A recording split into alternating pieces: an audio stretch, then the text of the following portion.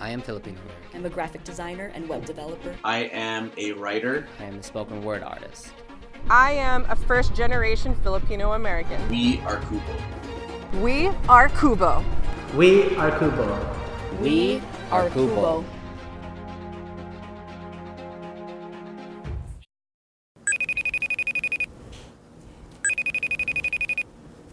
I got a phone call, like a random phone call from Mallory. I was washing dishes and I put it on loudspeaker and she's like, hey.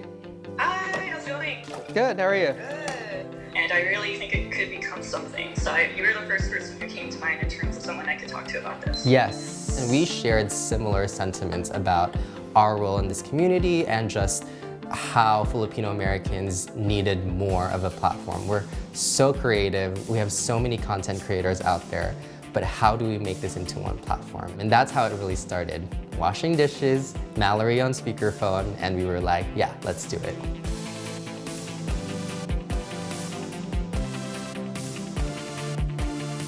I think the fact that people said that they couldn't really think of a centralized website where they could just look at, or learn about what was really happening within our generation or what was really happening within our community even. Where do you go to learn about, the Filipino experience? We're doing everything separately as Filipinos, we're content creators, but there's not really a place where I could be like, hey, I want to check out some Filipino content, Filipino experience. Where do I go? So that's the first need there. The second need is to make it accessible for everyone.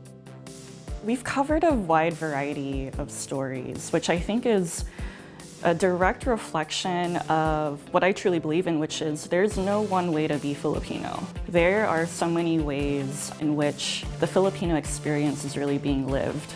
I think that Kubo really represents that aspect of, we're all united by being Filipino, but we're also really representative of different experiences. We've covered, stories ranging from mental health to people coming to us really wanting to share their business ideas. We've also had community organizers and community organizations come to us really seeing Kubo as a way to uplift the work that they're doing within the community. We're obviously not part of the baby boomer generation, we're not Generation Z, but what is the sort of the unique qualifier that really defines this generation? And I think the key thing here is really acknowledging the fact that our generation is living within social media. As Filipinos, we're interested in different things. We're interested in fashion, we're interested in politics, we might be struggling with our career or money, and it's really meeting people halfway where they're at, but together we're sharing stories and can improve on our experiences as Filipinos together. Our team is representative of the fact that Kubo really lives and exists within the digital sphere. Charmaine, our research and data lead, based in Washington, D.C. I'm based in Sacramento. Conrad, Jeremy, and Maria, they are all based in the Bay Area. Donnelly, our editor-in-chief, is based in San Diego. And Nico is actually traveling all over the world on a ship.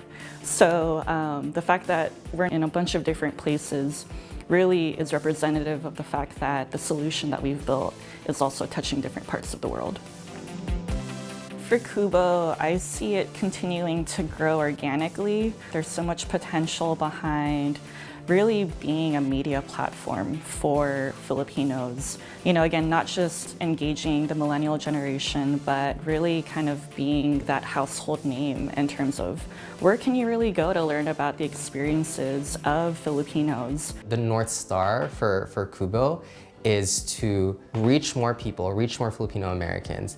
And at that point, I really want us to have such a strong base of communities, such a strong base of participants and influencers and people that believe in us, that whenever Filipinos ask for something socially or politically, that we have this outlet. We are not waiting for other mainstream media to talk about our stories, to influence policy decisions, to influence people's lives. We can do it ourselves because we are that much more influential now that we have this platform. We are Kubo. Everyone can be a part of the Kubo experience. Like I said, we are all heroes of each other. So you're Kubo, we're Kubo, my mom's Kubo. Everybody in who identifies as Filipino and who is affected by Filipinos is Kubo. We are Kubo.